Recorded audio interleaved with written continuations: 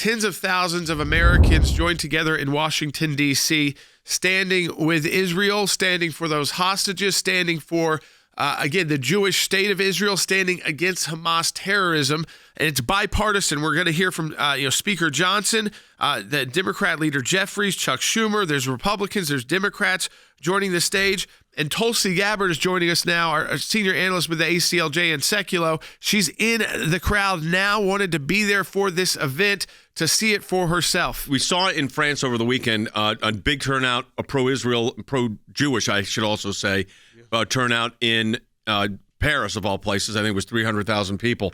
What's the sense there right now? And we're certainly glad you're there. What's the sense of what's happening right now? You know, it is inspiring to see how many people are flooding into Washington, understanding the seriousness of this moment, coming from all over the country, many Jewish people, many people who are not Jewish, but those who are coming and saying that we must stand up against anti-Semitism, we must stand up for our Jewish brothers and sisters, and we must take a strong stand against the Islamist terrorists who seek to not only exterminate the Jewish people, but who seek to exterminate and kill anyone who does not adhere to their radical interpretation of Islam.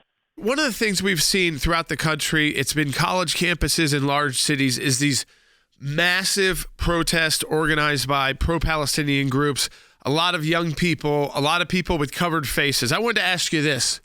Are there many people at that rally who feel like they need to cover their face to be at this rally? Because I would feel like they are proud to be there, and they're not afraid of being identified like so many of these pro-Palestinian protesters we're seeing across the country who don't want their face to be seen by the cameras.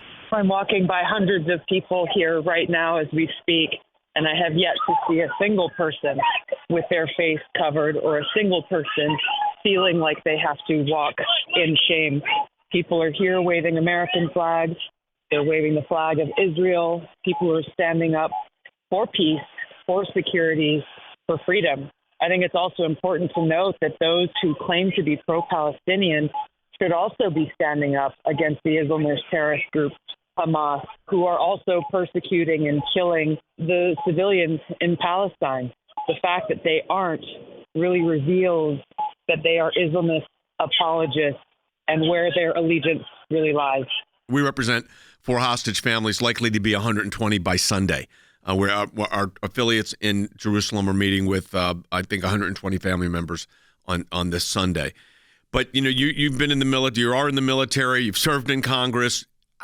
I have never seen a level of anti-Semitism in my lifetime as we're seeing right now. It is disturbing beyond belief that is the fact, and it's happening both here across America, but it's happening around the world, that the call to action that Hamas issued to Islamists around the world is actually being adhered to, and these anti-Semitic attacks are continuing to escalate.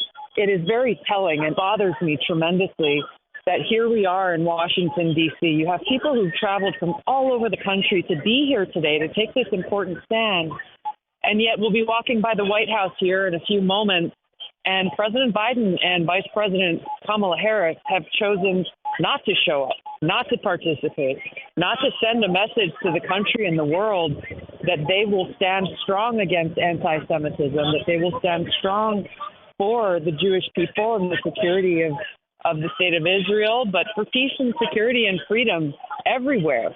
It is essential to take that stand, and by doing so, to take a stand against these Islamist terrorists who both in the short term and long term are the greatest threat to that peace, security, and freedom. Take note of the fact that the administration, the Biden-Harris administration, is a total no-show on this very historic, monumentous day. We're hearing from some House and Senate Democrats joining. We have not heard from any executive branch members joining the rally so far. Let everybody know is actually in the march. Yeah, that's why you're hearing the background noise. And it's, again, if you see it, it is impressive number going down the National Mall, especially after we've seen these massive pro-Palestinian protests. That I think, Tulsi, what is good news out of this is that when Americans came together and saw this and they said, you know what, let's organize something in Washington, D.C. for Israel. And there were people that were concerned, will people show up? Are they going to be scared about these Palestinians maybe even attacking the group? Is it safe to be there? And you know what we're seeing today, and we're hearing it in the background from where you are today in Washington, D.C. People, whether they were Jewish, whether they support Israel, whether they support the Jewish people and the state of Israel, they showed up. They are not afraid of speaking out and showing their support for the state of Israel, even after we've seen some of this violence in the United States and these massive pro-Hamas rallies all over the country.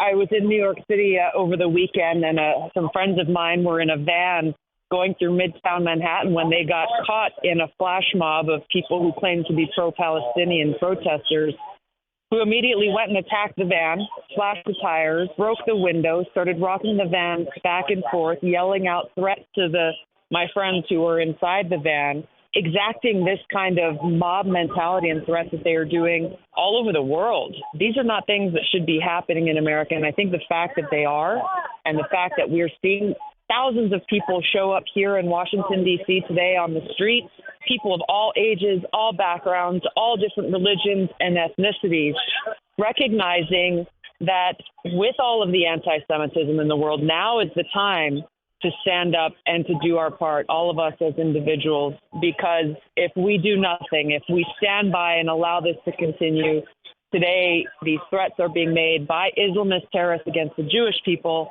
Tomorrow it will be the Hindus. Tomorrow we've seen already their focus and targeting of Christians. Anyone who does not adhere to their radical interpretation of Islam, including Muslims, by the way, they are being targeted. Tulsi Gabbard, on her own, decided she was going to go and attend that rally in Washington, D.C. She doesn't have a speaking role. She just wanted to be there in support of the Jewish people who are taking a stand in Washington, D.C. I think some of our team members at the ACLJ are participating in that rally. They usually end right around not very far away from our office. I know that we have been working with those rally organizers well to make sure they had what they need as well. So we had her reporting live from the rally. And Dad, I was nervous.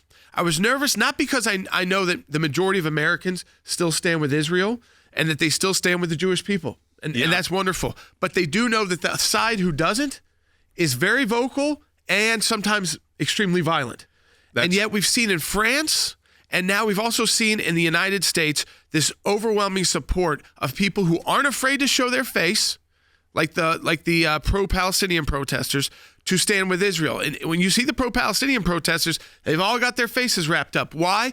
Deep down, they're embarrassed. They're embarrassed because they know they're supporting putting babies in ovens. That's what they're flying a flag for. So even them, in the back of their mind, as evil as they get, they've still got this conscience showing, I don't want people to see my face because this may hurt me long term. But these people at the rally today with Tulsi, they're not covered up.